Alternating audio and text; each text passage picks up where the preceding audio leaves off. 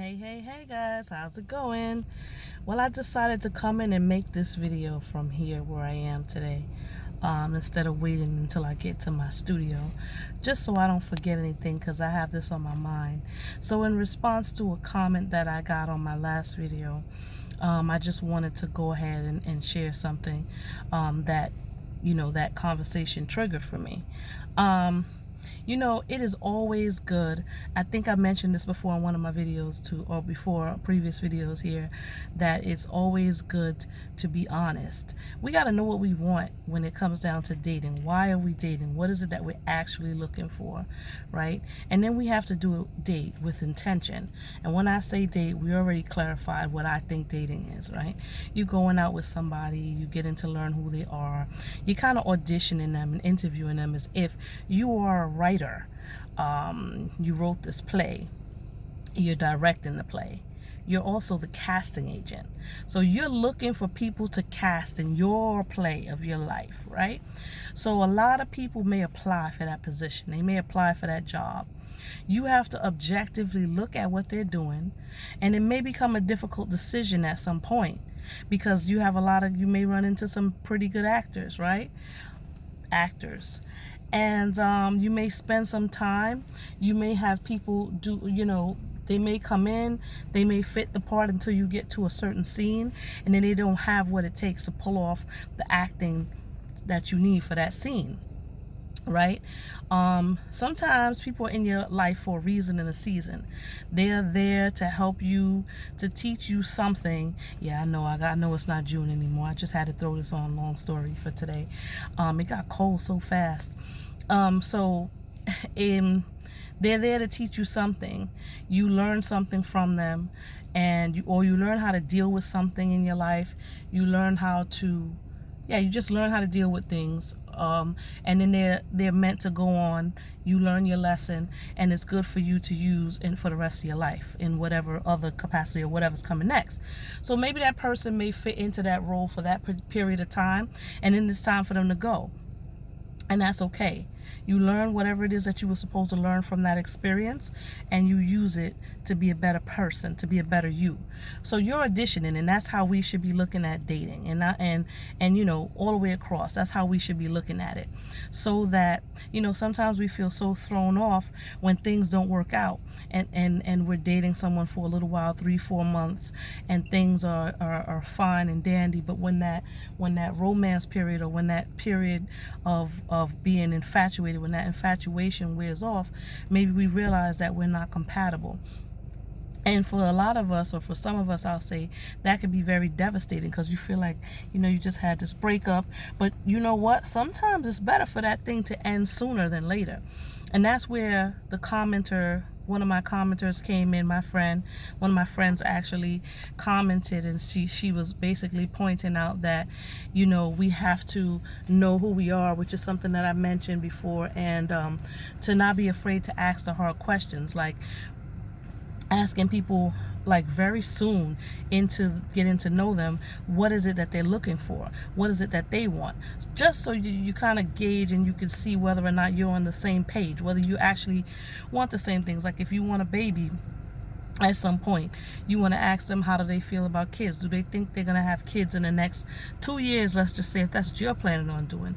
And even if this person seems like they are the best person for your role, to play in your play, to cast in the story of your life, if they don't want kids, you staying with them and convincing yourself that they're miraculously going to change their mind could be devastating to your own psyche, devastating to your self-esteem, because my friend pointed out, and this is true, that we tend to take it as a blow to ourselves. There's this guy that I have been in love with for much of my life, and we had a big fallout. And we were a couple at one point. We were together, and then I didn't know really what love was. So when I felt like these strong, it probably wasn't love then, but I didn't know I didn't know what love was, and the feelings that I was experiencing for him, the level of vulnerability that I felt towards him, I did not know how to deal with, because I was, being a foster care kid, and not having parents, and just certain things that you didn't learn really briefly and quickly that you don't learn, and I just didn't know how to navigate through it, and so I broke up with him because I felt like he was going to leave me anyway, because there was so much competition, and I just didn't really, truly, honestly, deep down within, it wasn't a surface feeling, but I didn't feel good enough. I felt like I didn't have what it took, especially since there were like a lot of people who were faster and prettier and who really was comfortable in their femininity at the time. I didn't think that I could compete with them, and he seemed like he loved that attention, and I didn't think that he was going to be able to stay for too much longer, and so I told him that I think I love you more than you love me, and the relationship ended, and he didn't want it to. And later on we tried to be friends, and we went into adulthood and kind of went back and forth. But as an adult, like at this point, I would say that we're still like friends and trying to get to know each other. But I realize that without knowing everything that there is to know about him today as a person, I realize that from what I do know and what I have seen from his audition, that's who I want to be with. That's the type of person that I want to be with. Now, there are a lot of ways about him that I also realize in getting to know myself and being hurt and just kind of learning my worth and learning, what I want. There are certain things that I don't deserve, and that no matter how good he is in playing in scene 1, scene 2 needs improvement. And so I decided to go ahead and ask him these questions, like, where are we, what are we doing, what do you want? And I waited, and it was only about 3 months or so, maybe it was a little more than that, and I asked, and this is going back to being devastated when somebody tells you the truth. And he basically told me that at this point he didn't want to be in a relationship. He didn't say that he didn't want to be in a relationship with me. He said that he didn't want to be in a relationship with anyone. Basically, I'm gonna just paraphrase, he wants to play the field. He felt like he committed to somebody for a time, and that situation didn't work out, and he just wants to be free. He doesn't want to answer to anybody. So whatever happened in that situation is basically, I feel like I gotta pay for it. I ain't do shit to you now.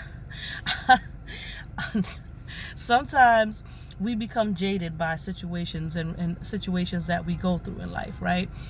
Stuff happens, and we definitely need time to heal. But back to the point. The point is that he was honest, and it took a while for me to drag it out. And now, and then I had the ball in my court, and I had to really think about, okay, so now we don't want the same things right now. What am I going to do? How am I going to deal with this? And I'm going to tell you that I really took it personally. It really did hurt my feelings. I really did take it as a me thing. I did take it as rejection. I did feel really rejected. It hurt like hell, because I felt like if you don't want to be in a relationship, it just confuses me. Because I feel like, and this is no shade to him, anything like that, but I just feel like, and this has happened with other people and things, but I just feel like in general, if you don't want to be in a relationship, right, then stay by yourself. Like, don't go out on dates, don't be intimate, don't be kissing, don't be hugging, don't be doing things that would lead into a relationship, or that people would assume, would lead into a relationship. Like, I would be by myself, and I've done that for a long time, besides just being celibate, and I've done that for a long time, many years, just being celibate, just choosing, but not choosing to just be celibate, not choosing to be celibate and still date, because that's another episode in itself, because unless the two people agree, that's a pisser. That's a very difficult thing to do. If you would really have to like double date and have accountability partners and stuff like that, and never be alone, because that type of temptation, especially if you've already sample that type of fruit in life, so to speak. That type of temptation is terrible. So I mean, it's best to just kind of fix yourself up, which I knew this guy. He was a really young guy at the time, and when he said he was celibate, he wasn't messing with anybody. Like, he was really focused on getting his body right. He was focusing on becoming a better basketball player, if I remember correctly at the time. And all his friends was like, yo, you are bugging. And they thought he was nuts. And I didn't understand it either. You know, knowing him, and I knew him from, he was a baby, like a kid. And he was an attractive guy at the time. And I could see why women, he was much younger than I was. I'm just saying, he grew up with my family. And I didn't understand, like, how somebody at that age was taking that stance like that. As a guy too, you know, I could see women doing it, and I just guess I was biased in that way. No offense, that was just a thing that I felt, and I really didn't see how he could do it. Although I do know quite a few guys that actually have taken that stance and just kind of buried themselves into their work or whatever it was they were trying to do. And so sorry, I had to back that though. But so, you know, I understand it, and they kind of just put themselves into their life and do what it is. They focus on what it is that they're trying to do, and that's fine and dandy. But I just don't understand how some people kind of don't really know what they want, and that's another thing. So basically, no shade to anybody. I think it's best, ladies and gentlemen, if we kind of sit down and know what we want, because you can't say, let me light this match, let me set this paper on fire, and then when the paper starts to burn, you're like, oh my gosh, I don't want to see the flames, I don't want to smell the smoke. What the hell you light the damn match for? You know what I'm saying? What did you think was gonna happen? So if you don't want to see that, don't light the match. Like, don't have the matches. You know what I'm saying? So it's very confusing, and it kind of just goes back to giving ourselves time, I think, to heal from. And I'm no expert. I'm just speaking from my own experience. To heal from things. And then on this, in the respect that, you know, dude was like, this is not what I want. So then it was up to me, my decision. Am I going to take it personally? Am I going to be hurt? Am I going to still be friends? Am I going to say, this is not what I want? If we're not on the same page, walk away. Those are the type of decisions that you have to make. And then, you know, sometimes it's really hard to walk away. And then you kind of try to convince yourself that they didn't say what they said. You kind of try to sometimes convince yourself, like, I'm going to make them change their mind. You know, it's crazy. So I'm going to end this here because I'm going to go off on a tangent. But yeah, basically, it would behoove us to kind of really settle into who we are, to understand what we want, to understand that other people's no's are not necessarily rejections towards us. And like my friend commented, and she said, you know, that's a them problem. That's a them problem. No. You know, that ain't got nothing to do with you. You know, it has nothing to do with you. And once we kind of figure that out and say, well, you know what, I casted this person is not going to be available for this role, let's just say, because they're leaving the country. You gotta just learn how to suck it up, pick yourself up, dust yourself off. And you know what I've learned over the years? Stop pretending like we don't feel hurt when we feel hurt, because that's just gonna prolong the healing process. If you gotta sit down and eat a pint of ice cream, if you gotta sit down and cry, if you gotta lock yourself off from the world for a week, whatever it is that you need to do until that feeling just isn't there anymore.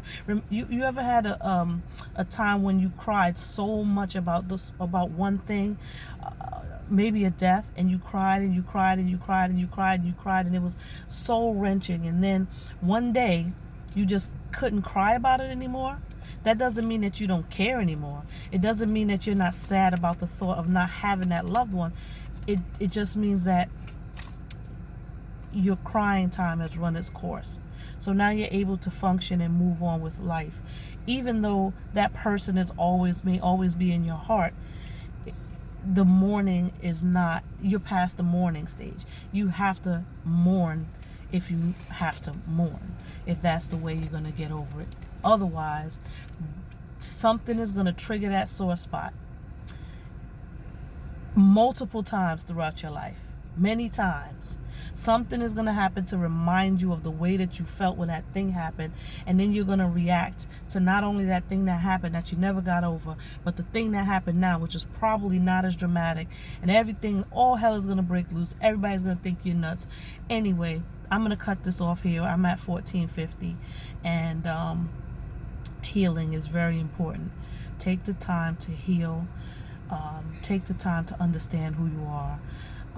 Take the time to explore yourself and know what you want. And don't take rejection personally, because that's a them problem. Peace.